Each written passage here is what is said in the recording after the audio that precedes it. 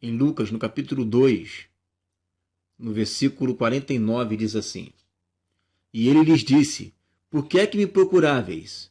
Não sabeis que me convém tratar dos negócios de meu pai? E diz o versículo 50 que eles não compreenderam as palavras que lhes dizia.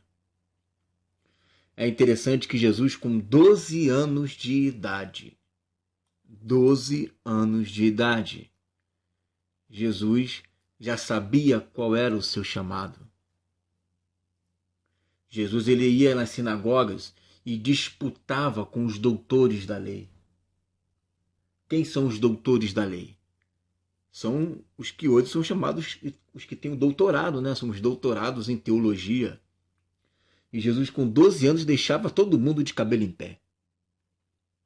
E diz a Bíblia em Lucas 2,52 que Jesus crescia em estatura, graça e conhecimento, tanto com Deus e os homens. Mas o impressionante aqui é que Jesus, ele desde cedo, ele sabia qual era o seu chamado. Com 12 anos de idade. Jesus já ia nas sinagogas, Jesus meditava nas escrituras, Jesus ele tinha uma profunda comunhão com Deus. E como que eu sei que ele tinha uma profunda comunhão com Deus? Porque ele fala as coisas do meu Pai. Coisas do meu Pai. Quem é que iria falar uma frase dessa se não soubesse quem ele era? E mesmo Jesus, com o chamado que ele tinha, com o conhecimento que ele tinha, sabendo quem ele era, Jesus não saiu exercendo a sua função ministerial. Ele esperou 17 anos. Ele aguardou 17 anos, entre 17 e 18 anos.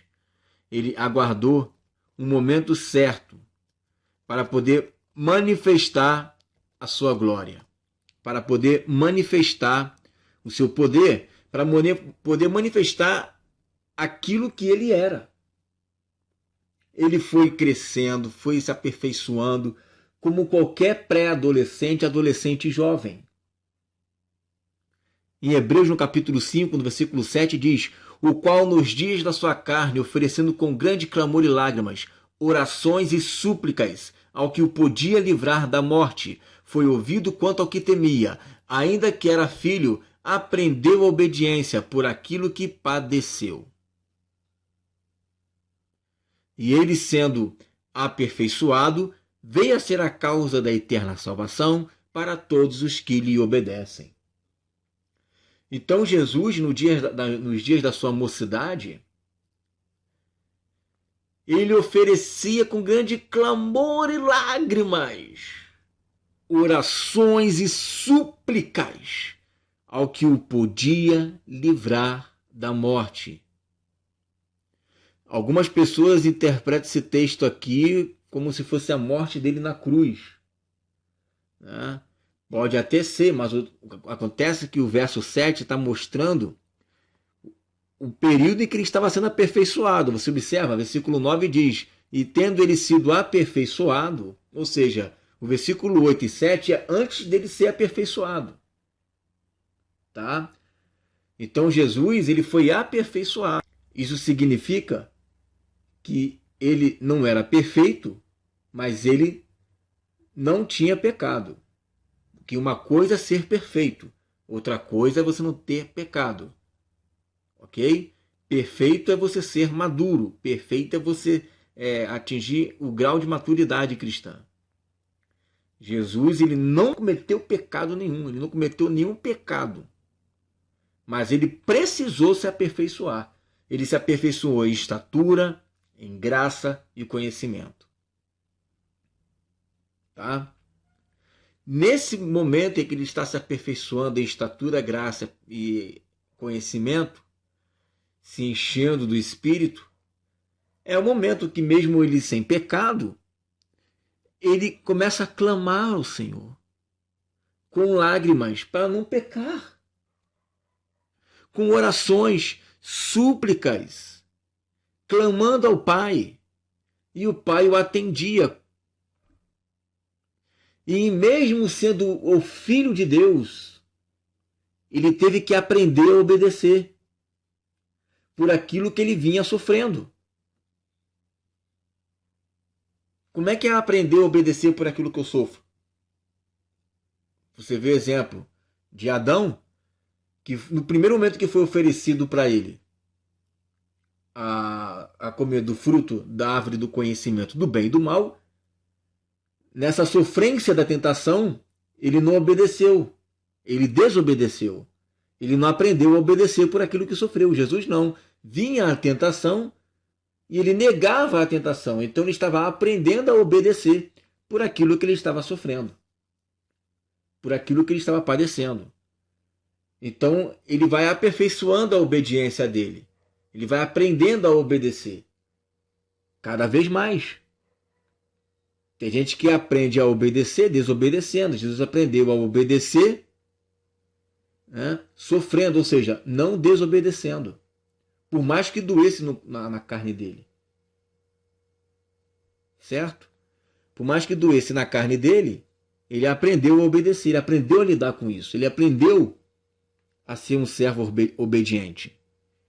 E depois de ter sido aperfeiçoado, então ele veio ser a causa da eterna salvação para todos os que lhe obedecem.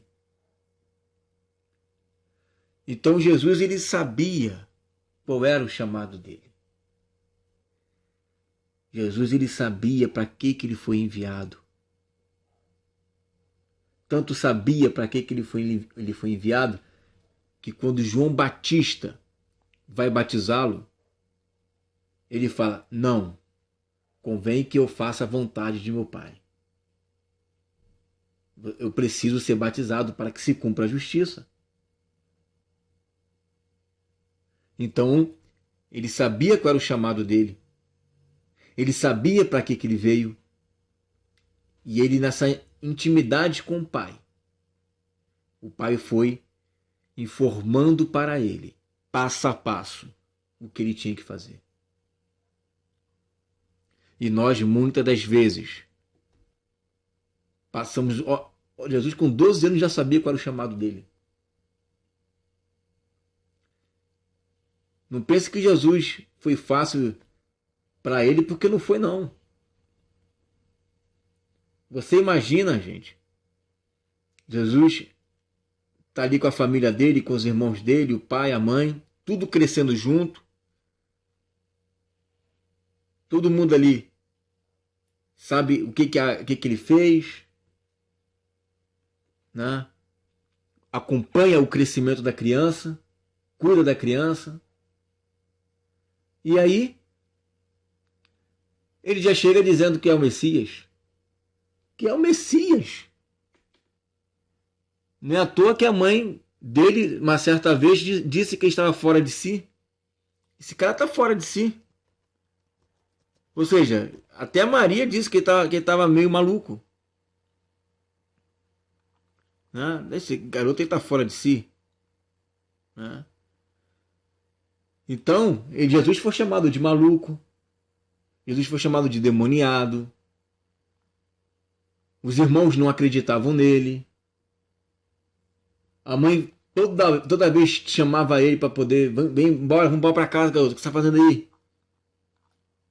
Jesus tinha acabado de sair da juventude dele, gente.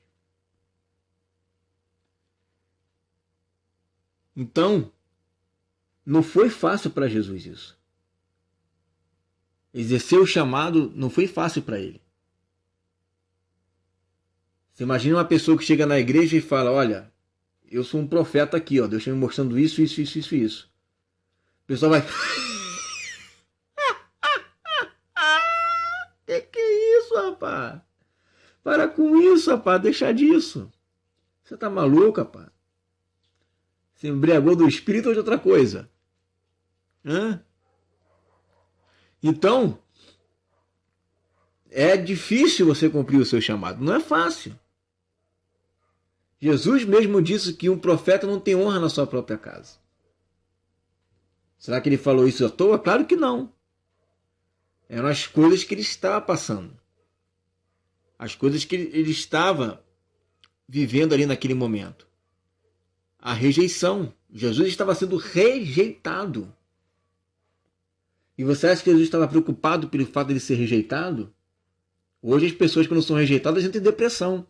Jesus não, Jesus foi firme. Não, eu estou cumprindo o propósito de Deus na minha vida. Eu estou cumprindo o propósito de Deus.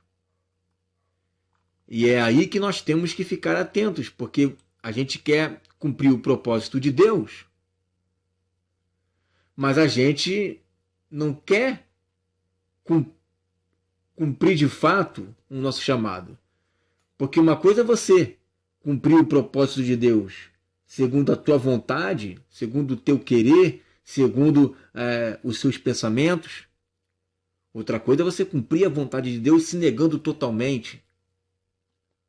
Eu já vi muitas pessoas que falam assim: ai rapaz, não toca nesse tipo de assunto porque você vai desagradar as pessoas, vai fechar a porta. Que conversa é essa de que vai fechar a porta? Claro, nós temos que ter uma certa sabedoria. Paulo disse isso, que a gente não pode sair comendo carne, né, para quem é vegetariano.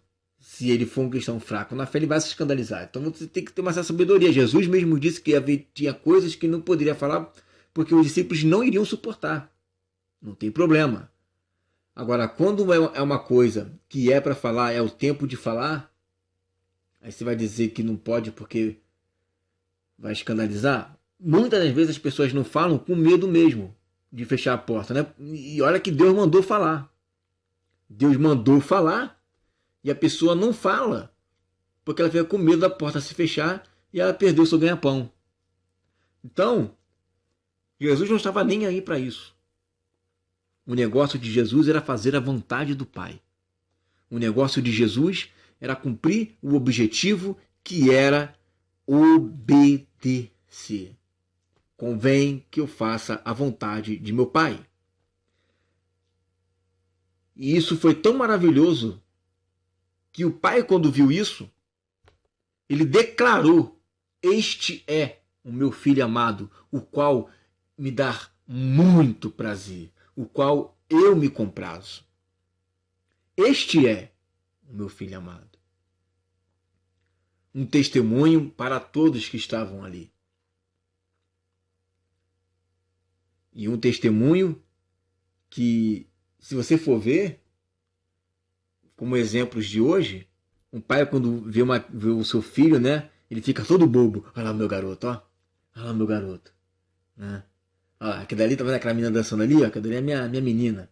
Tá vendo aquele garoto tocando ali, cantando ali? Aquele dali é meu garoto. Tá vendo aquele rapazinho que fez aquele gol ali, ó? Aquele dali é meu filho, ó. É meu filho, hein? Tem uns que são babão, né? O pai fala assim: filhinho, fala papai. Aí o garoto fala: Gugu Dadá, menino gênio! É isso aí! O garoto falou nada. Então, o pai ele fica bobo, babando pelo filho. Essa era a expressão de Deus com relação a Jesus. Ele estava ali, ó, babando, ó, chegou a hora. Chegou a hora. Eu nunca disse isso de ninguém, mas esse daqui, vou até abrir os céus aqui, eu vou abrir os céus, vou enviar uma pomba, vai sair uma voz para todo mundo ouvir. Este é o meu filho amado, o qual eu me comprazo. E a partir dali começa o ministério de Jesus, porque ele sabia qual era o seu chamado. Ele soube esperar.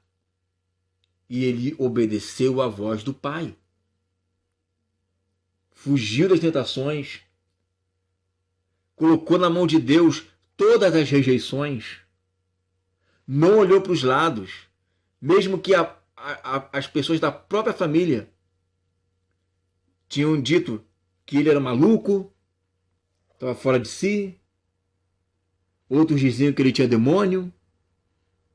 Ou seja, são conselhos que não tem nada a ver com conselhos bíblicos, né?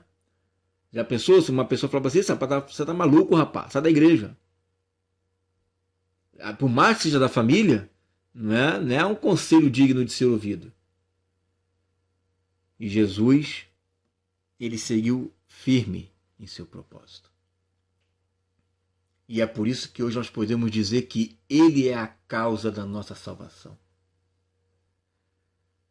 E olhando para Ele, nós devemos de tomar como exemplo, a fim de que possamos ser como Ele, obedecendo o Pai em tudo, sendo fiel em tudo, para que um dia o Pai olhe do céu para nós e diga: esses são os meus filhos amados, o qual eles me dão muito prazer.